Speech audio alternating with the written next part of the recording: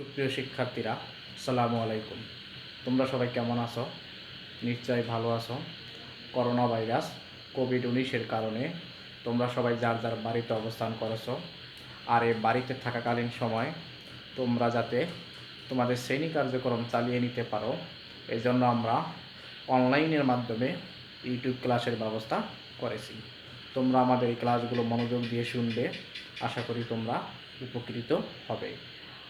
আর এই মহামারীর সময় তোমরা সবাই যার যার বাড়িতে অবস্থান করবে, পরিষ্কার পরিচ্ছন্ন থাকবে, ঘন ঘন সাবান দিয়ে হাত ধৌত করবে, সবাই সতর্ক থাকবে এবং সচেতন থাকবে।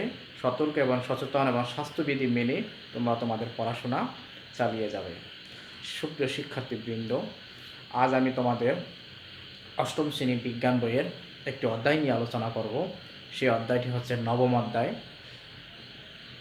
অষ্টম শ্রেণী বিজ্ঞান বইয়ের অত্যন্ত গুরুত্বপূর্ণ একটি অধ্যায় এবং সহজ অধ্যায়। শিক্ষার্থীবৃন্দ, এই অধ্যায় থেকে তোমাদের জেএসসি পরীক্ষায় একটা সৃজনশীল আসার সমূহ সম্ভাবনা, এবং এই অধ্যায়টি অত্যন্ত সহজ এবং গুরুত্বপূর্ণ। এজন্য তোমরা মনোযোগ দিয়ে শুনলে আশা করি এখান থেকে পরীক্ষায় প্রশ্ন আনসার করতে পারবে। এখন আজকে আমরা বিজ্ঞান অধ্যায় বইয়ের যে অধ্যায়, নবম অধ্যায় বর্তনী এবং জলবিদ্যুৎ, এখানকার আমি তিনটি বিষয় নিয়ে আজকে তোমাদের সামনে আলোচনা করব। সে তিনটি বিষয় হচ্ছে তড়িৎ প্রবাহ, বিভব পার্থক্য ও তড়িৎ বর্তনী। শিক্ষার্থীবৃন্দ, তড়িৎ, তোমরা সবাই বাসা বাড়িতে বিদ্যুৎ বা কারেন্ট ব্যবহার করো, সে কারেন্ট হচ্ছে তড়িৎ। এখন আমি একটি চিত্রের মাধ্যমে তোমাদেরকে তড়িৎ প্রবাহ কি এটা বুঝিয়ে বলব। ধরা যাক এ একটি বস্তু, বি একটি বস্তু, এ এবং বি বস্তুর মধ্যে এটা কি তার, এ এবং বি বস্তুর মধ্যে ইলেকট্রন প্রবাহিত হচ্ছে। এই যে এ এবং বি এর মধ্যে একটা সুপরিবাহী তার দ্বারা সংযুক্ত করা হয়েছে। এ এবং বি এর মধ্যে ইলেকট্রন প্রবাহিত হওয়াটাকে বলা হয় তড়িৎ প্রবাহ, অর্থাৎ ইলেকট্রন প্রবাহটাকে বলা হয় তড়িৎ প্রবাহ। শিক্ষার্থী বন্ধুরা, এখানে একটা বিষয় খেয়াল রাখতে হবে, এই তড়িৎ প্রবাহটা বুঝতে হলে আমাদের বিভব পার্থক্য কি এটা বুঝতে হবে। যেমন বিভব পার্থক্য কি এটা সম্পর্কে তোমাদের অনেকের ধারণা নেই। যদি আমি এটা ইংরেজি ওয়ার্ডটা বলি তাহলে তোমরা হয়তো অনেকেই বুঝতে পারবা। বিভব পার্থক্য ইংরেজি ওয়ার্ড হচ্ছে ভোল্টেজ, অর্থাৎ এ এবং বি এর মধ্যে ইলেকট্রন প্রবাহিত হবে তখনই যখন এর মধ্যে বিভব পার্থক্য বা ভোল্টেজ থাকবে। অর্থাৎ বিভব পার্থক্যের পার্থক্য থাকলে এর মধ্যে দিয়ে ইলেকট্রন প্রবাহিত হতে পারবে। আর যদি এ এবং বি এর মধ্যে ইলেকট্রন প্রবাহিত বিভব পার্থক্য না থাকে তাহলে ইলেকট্রন প্রবাহিত হবে না। অর্থাৎ সমান যদি ভোল্টেজ থাকে তাহলে ইলেকট্রন প্রবাহিত হতে পারবে না। তাহলে কি বললাম এখানে তোমাদেরকে, যে বিভব পার্থক্য থাকলেই এ এবং বি এর মধ্যে ইলেকট্রন প্রবাহিত হবে। এই ইলেকট্রন প্রবাহটাকে বলা হয় তড়িৎ প্রবাহ। এখন তোমাদের এই বইয়ের প্রথম পৃষ্ঠায় তড়িৎ প্রবাহ নিয়ে বিস্তারিত ব্যাখ্যা দেওয়া আছে। আশা করি তোমরা এই আমার লেকচারের মাধ্যমে ক্লাসটি বুঝতে পেরেছো। এখন বইতে যে সংজ্ঞাটা আছে সেটা হচ্ছে কোনো পরিবাহীর একক প্রস্থচ্ছেদের মধ্য দিয়ে যে পরিমাণ আদান প্রবাহিত হয় তাকে বলা হয় তড়িৎ প্রবাহ। শিক্ষার্থী বন্ধুরা, সংজ্ঞাটা সবাই মুখস্থ করবে। এখানে তোমাদের আরেকটি বিষয় জানতে হবে, তড়িৎ প্রবাহের একক। তড়িৎ প্রবাহকে আই দ্বারা, ইংরেজি ছোট অক্ষর স্মল লেটার আই দিয়ে প্রকাশ করা হয় এবং তড়িৎ প্রবাহের একক হচ্ছে অ্যাম্পিয়ার। এটা সবাই মনে রাখবে। শিক্ষার্থী বন্ধুরা, তড়িৎ প্রবাহ, তড়িৎ প্রবাহ দুই প্রকার। সেটা হচ্ছে তোমাদের এসি কারেন্ট, আরেকটি হচ্ছে ডিসি কারেন্ট। এসি হচ্ছে অল্টারনেটিভ কারেন্ট, ডিসি হচ্ছে ডাইরেক্ট কারেন্ট।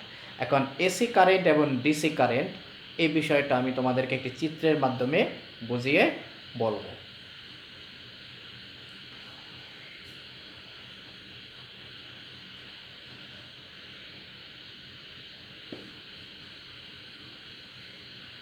শিক্ষার্থী বন্ধুরা, সবাই আমার দিকে খেয়াল করো।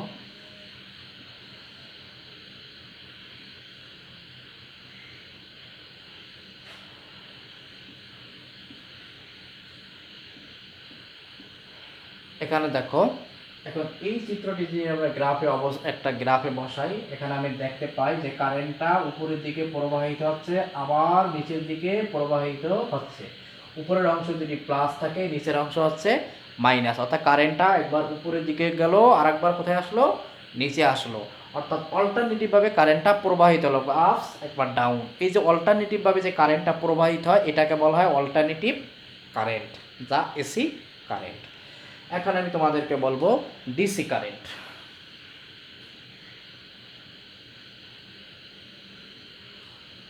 শিক্ষার্থী বন্ধুরা সবাই মনোযোগ দিয়ে শুনবে। দেখো, ডিসি কারেন্ট। ডিসি কারেন্ট হচ্ছে শিক্ষার্থী বন্ধুরা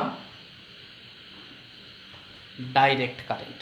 অর্থাৎ এই কারেন্টটা আমরা কি দেখতে পাচ্ছি, কারেন্টটা সরাসরি কি পজিটিভ দিকে সরাসরি প্রবাহিত হচ্ছে, অর্থাৎ অল্টারনেটিভভাবে না হয়ে সে ডাইরেক্ট চলে গেছে, সরাসরি প্রবাহিত হচ্ছে। এই জন্য এই কারেন্টটাকে বলা হয় ডিসি কারেন্ট বা ডাইরেক্ট কারেন্ট। তাহলে আমরা এখানে তোমাদেরকে যে বিষয়টা বুঝলাম, তড়িৎ প্রবাহ এবং বিভব পার্থক্য সম্পর্কে আলোচনা করলাম।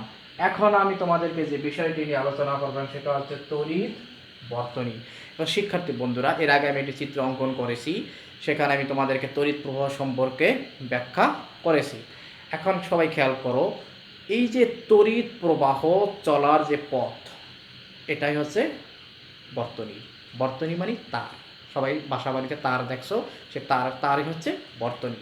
তাহলে তড়িৎ বর্তনী কাকে বলে? তড়িৎ প্রবাহ চলার সম্পূর্ণ পথকেই তড়িৎ বর্তনী বলা হয়। এখন শিক্ষার্থী বন্ধুরা, তড়িৎ বর্তনী দুই প্রকার। সেটা হচ্ছে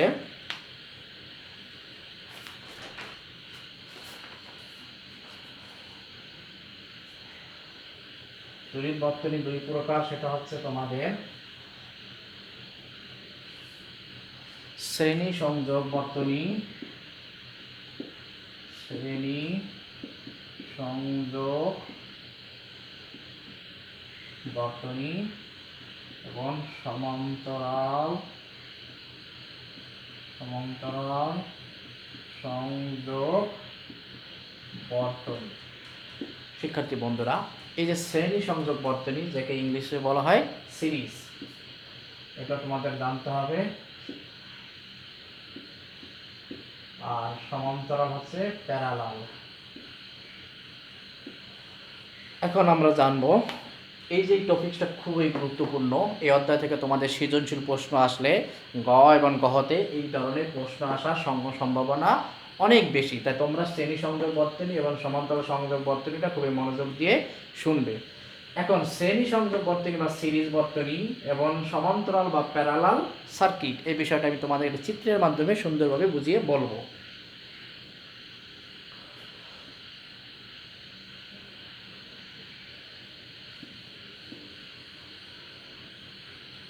শিক্ষার্থী বন্ধুরা,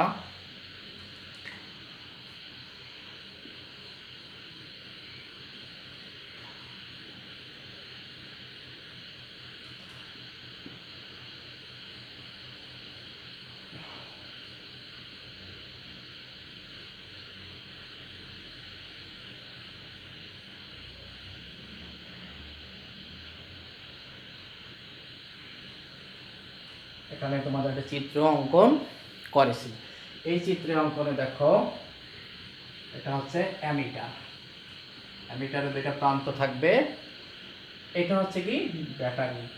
খেয়াল রাখবা, ব্যাটারির এই যে ছোট দাগটা হচ্ছে মাইনাস প্রান্ত এবং বড় যে দাগটা সেটা হচ্ছে ধনাত্মক প্রান্ত। আর এটা হচ্ছে চাবি। আর এখানে তোমাদেরকে তিনটি রোধ আমি সংযুক্ত করলাম, R1, R2, R3। শিক্ষার্থী বন্ধুরা, এখানে খেয়াল করবা যে এখানে একটা অ্যামিটার আছে। অ্যামিটার কাকে বলা হয় সেটা তোমরা পরবর্তীতে বিস্তারিত জানবে। এখন শুধু জানবে অ্যামিটার দিয়ে তড়িৎ প্রবাহ মাপা হয়।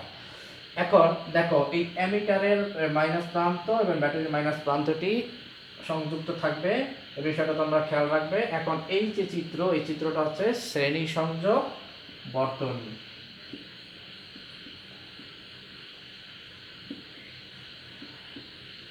এখন শিক্ষার্থী বন্ধুরা, এখন শ্রেণী সংযোগ বর্তনীর সংজ্ঞায় আমরা যাই।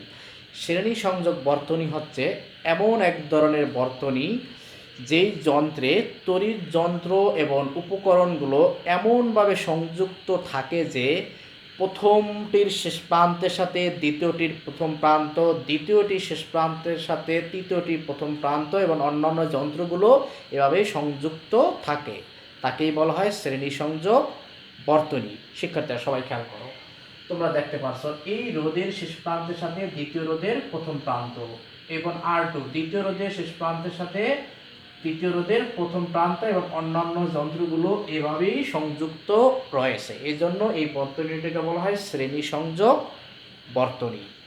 এখন আমরা দেখব সমান্তরাল সংযোগ বর্তনী। আগে আমি চিত্র অঙ্কন করব, তারপর এটা ডেফিনেশন এবং চিত্রটি তোমরা বাসাবাড়িতে চিত্রটি অঙ্কন করার প্র্যাকটিস করবা। এখন শিক্ষার্থী বন্ধুরা, এখন তোমাদের যে বিষয়ে জানতে হবে সমান্তরাল সংযোগ বর্তনী।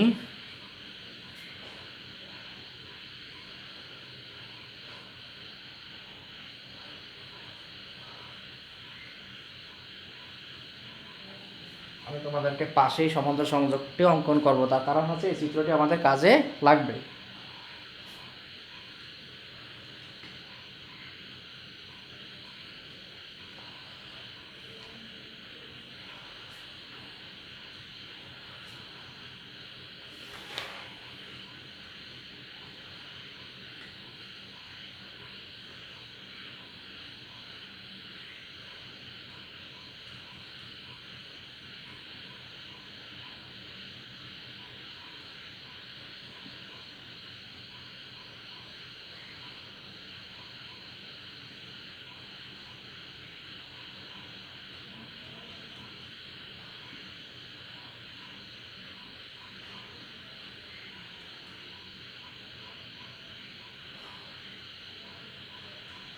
শিক্ষার্থী বন্ধুরা, এটা হচ্ছে ভোল্ট মিটার, এটা R1 রোধ, এটা R2 রোধ, এটা ব্যাটারির দুইটা প্রান্ত, এটা চাবি।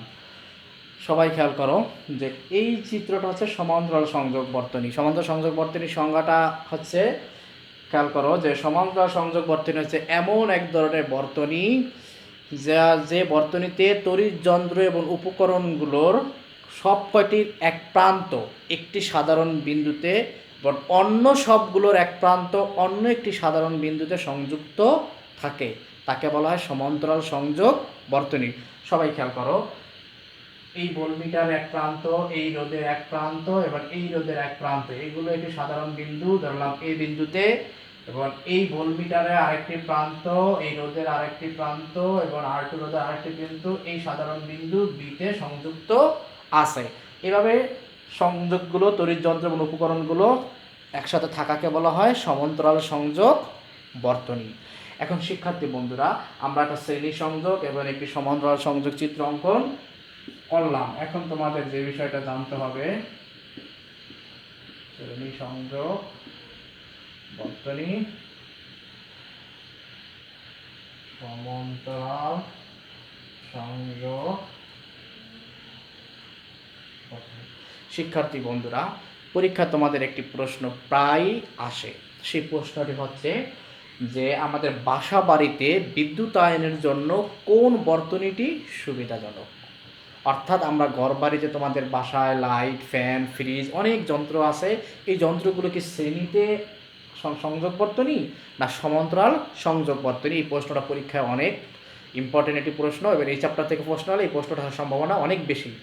এখন শিক্ষার্থী বন্ধুরা, বাসা বাড়িতে বিদ্যুতায়নের জন্য সমান্তরাল সংযোগ বর্তনী সবচেয়ে বেশি সুবিধাজনক। এর কারণ কি? শিক্ষার্থী বন্ধুরা, তোমরা সবাই খেয়াল করো যে শ্রেণী সংযোগ বর্তনীতে তোমার বাসা বাড়িতে যত লাইট থাকে, ফ্যান থাকে বা আদার্স অন্যান্য যে যন্ত্রপাতি থাকে, সব উপকরণগুলো একটি সুইচের মাধ্যমে সংযুক্ত থাকে। অর্থাৎ একবার সুইচ দিলে সব বাতি জ্বলবে, সব ফ্যান এবং অন্যান্য যন্ত্রপাতি জ্বলবে, আবার অফ করলে সবগুলো একসাথে বন্ধ হয়ে যাবে। এই কাজটা হচ্ছে শ্রেণী সংযোগ বর্তনীর। কিন্তু আমরা বাসা বাড়িতে তো আমাদের এগুলো দরকার নেই। আমাদের যেই লাইটটা দরকার সেই লাইটটা আমরা জ্বালাবো, যে ফ্যানটা দরকার সেটা আমরা চালু করব এবং অন্যান্যগুলো বন্ধ রাখবো। এই সমস্ত কাজের জন্য কি দরকার? সমান্তরাল সংযোগ বর্তনী দরকার। দেখো যে এই লাইটটা আমি যদি চালু করি, তাহলে এখানকার যে সুইচ, সেই সুইচ চালু করব, অন্য লাইট বা ফ্যান বা অন্যান্য যে যন্ত্রপাতি আছে সেগুলো কি থাকবে, বন্ধ থাকবে। আবার এই লাইটটা আমি যখন চালু করবো তখন এই সুইচটা অন করব, এটা বন্ধ থাকবে। কিন্তু শ্রেণীতে দেখা যায় একবার সুইচ দিলে এটা যদি প্রথম লাইট হয়, এটা যদি দ্বিতীয় লাইট হয়, এটা যদি তৃতীয় লাইট হয়, সব লাইটগুলো একসাথে জ্বলবে। আবার যখন বন্ধ করি সবগুলো একসাথে বন্ধ হয়ে যাবে। আর একটি নষ্ট হইলে সবগুলো লাইট একসাথে নষ্ট হয়ে যাবে। এটা হচ্ছে শ্রেণী সংযোগ বর্তনী। তাহলে আমরা বুঝতে পারছি যে সমান্তরাল সংযোগ বর্তনী আমাদের বাসাবাড়িতে কি বিদ্যুতায়নের জন্য উপযোগী। তবে কথা হচ্ছে শ্রেণী সংযোগ বর্তনী কোথায় ব্যবহার করা হয়। তোমরা দেখবা বিভিন্ন বিয়ের অনুষ্ঠানে বা কোনো অনুষ্ঠানে মরিচবাতি জ্বালানো হয়। এই মরিচবাতি জ্বালানোর সময় অনেকগুলো লাইট জ্বলে, সেখানে শ্রেণী সংযোগ বর্তনীর মাধ্যমে যন্ত্রপাতিগুলো সংযুক্ত থাকে। এবং আরেকটা বিষয় খেয়াল করবা, সেটা হচ্ছে যেমন গার্মেন্টসে 500, 600, 1000, 2000 লাইট থাকে, সেখানেও আমরা শ্রেণী সংযোগ বর্তনী ব্যবহার করি, কারণ প্রত্যেকটা লাইট বা সুইচ চালু করা অনেক কষ্টকর, যার কারণে সেখানে শ্রেণী সংযোগ বর্তনী ব্যবহার করা হয়। কিন্তু আমাদের বাসাবাড়ি বা অফিস আদালতে বিদ্যুতায়নের জন্য সাধারণত সমান্তরাল সংযোগ বর্তনী ব্যবহার করাই সুবিধাজনক। আশা করি তোমরা শ্রেণী এবং সমান্তরাল সংযোগ বর্তনী, চিত্র অঙ্কন এবং আমাদের বাসাবাড়িতে বিদ্যুতায়নের জন্য কোনটি বেশি উপযোগী এটা সবাই বুঝতে পেরেছো।